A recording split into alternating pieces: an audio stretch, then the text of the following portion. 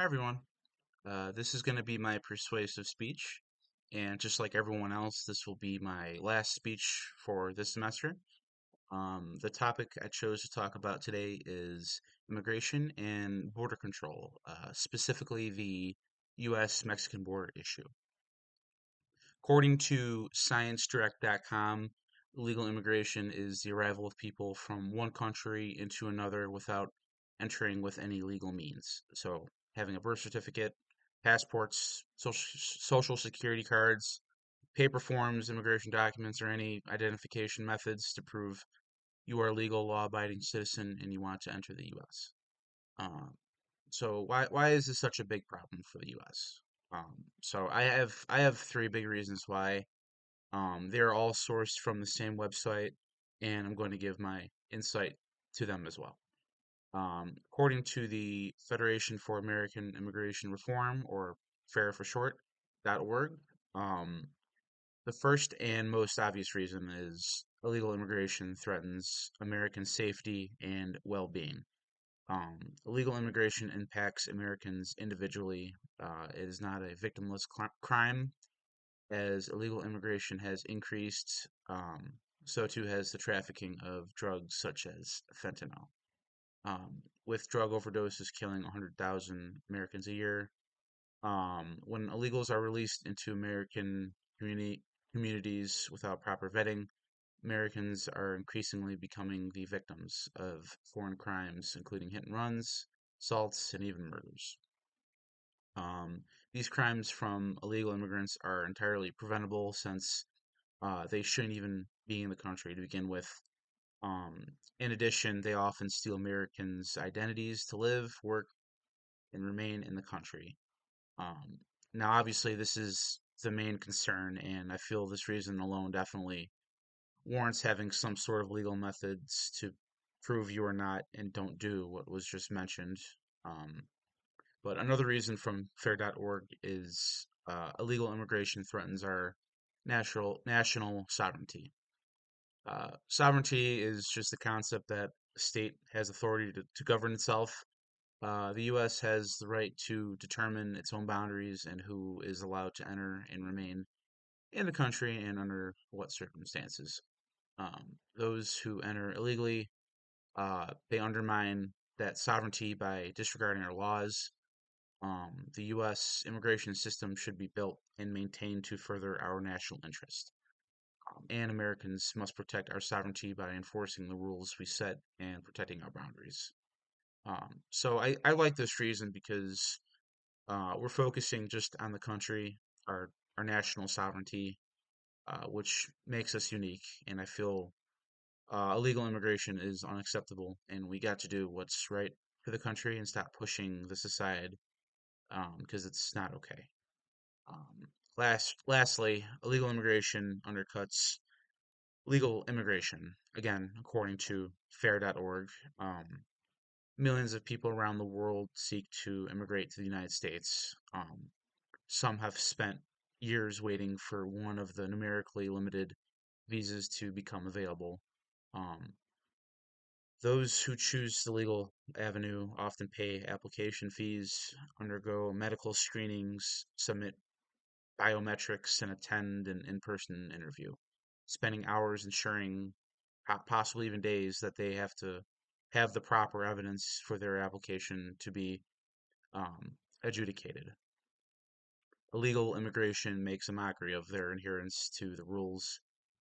They fairly, they cut the line and requiring the government to expend its time and resources on literally chasing down illegals and taking care of them, to sending them back to where they came from, rather than on those who are lawfully seeking admission. This one just makes sense to me. I mean, and I know I couldn't imagine how hard a job it is to play tag with someone literally giving no regard and thought into the immigration system that we have in place. And in no way am I against every immigrant. There are thousands of hardworking immigrants who fight tooth and nail to have a better life and to provide for themselves and their families. And those are the ones we want. Like, we want those people. And That is why we have these laws set in place to distinguish between legal and illegal. Um, so it's very important we respect this because we won't have a healthy nation if we continue to ignore this any much longer. Um, there are at least a dozen or more other reasons I could give, but these are the few I think that make sense to put out there. Um, but so, I mean, why do immigrants cross illegally? Some are felons that don't care, of course, and there are some who seem to have good reasons to do so, but yet still decide to cross illegally, which is not okay. One good reason, and this is a recent reason, according to BBC.com, is pent up demand after lockdown. So the number of crossings began to rise significantly in 2018, largely driven by Central Americans fleeing a series of complex crises, including gang violence, poverty, political repression, and natural disasters. Detentions fell again in the summer of 2019, which U.S. officials credited to increased enforcement by Mexico and Guatemala. Um, the most drastic reduction took place in early 2020 when pandemic era restrictions led to a drastic reduction of over 53% between March and April of that year. Um, Another reason why, according to BBC, is from the transition from Trump to Biden. Um, the switch in the White House in 2021 also contributed, says some experts. A key message from President Trump, even if it never became a reality, was the building of a border wall and increased deportations. Um, the headlines created by the separation of children from their detained parents, decried by many as cruel, added to the impression that the U.S. was closing its borders. Um, Under President Biden, there was a change of tone and of policy. Deportations fell, and deterrent focused policies such as the rapid removal of migrants to Mexico and the building of a border wall ended. Um, Migrants were paroled into the U.S. to await immigration court dates, a process which can take many years. So, to talk about some solutions and ideas to combat this issue, we ask ourselves, how do we improve the U.S. immigration system? Um, so, according to uh, PewResearch.org, half or more people say increasing the number of judges to process asylum applications, which is 60%, creating more opportunities for people to legally immigrate. People's 56% say, and increasing deportations of people who are in the country illegally are 52%. Would make the situation better. Um, Fewer than 2 in 10 Americans say any of these proposals would make the situation worse. So it's good to see a good chunk of us can agree on this. Another solution, according to the Department of Homeland Security, or DHS.gov for short, strengthening and expanding enforcement of consequences. So to do this, the DHS has taken unprecedented actions to strengthen enforcement of our immigration laws and deter irregular migration, including referring record numbers of individuals into expedited removal throughout the last 3 years. The administration has carried out a whole of government response to irregular migration, um, increasing the number of agents and officers on the southwest border to over 24,000, adding thousands of additional support personnel, surging thousands of law enforcement and other personnel from across the department, and securing the first significant increase of Border Patrol agents in more than a decade. The DHS has also bolstered the technology along the border, including the deployment of autonomous surveillance towers and continuing to deploy new non intrusive inspections systems at port of entry, or QOEs, to better detect narcotics and other contrabands.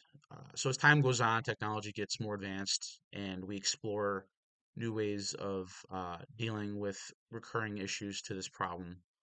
um, so I find that quite interesting, really. Um, Another solution, according to the DHS.gov, is expanding um, lawful pathways and processes.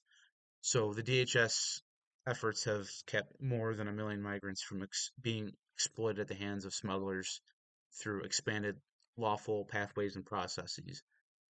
So, for example, implemented new family reunification parole processes, which allow for thousands of nationals of Colombia, um, El Salvador, Guatemala, Honduras, and Ecuador whose families are U.S. citizens or lawfully permanent residents and who are the beneficiaries of an improved family-based petition to travel to the United States.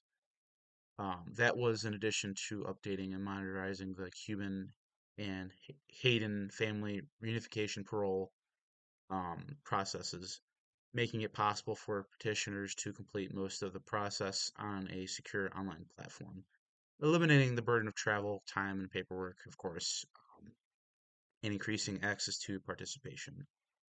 Another example, establishing country-specific parole process for certain nationals of Cuba, Haiti, Nicaragua, Venezuela. Through the end of April 2024, nearly 435,000 nationals with a U.S.-based supporter have been screened, vetted, and received advanced travel authorization to arrive lawfully to the U.S. In conclusion, I feel we shouldn't be too worried about um, international issues and instead put the country first.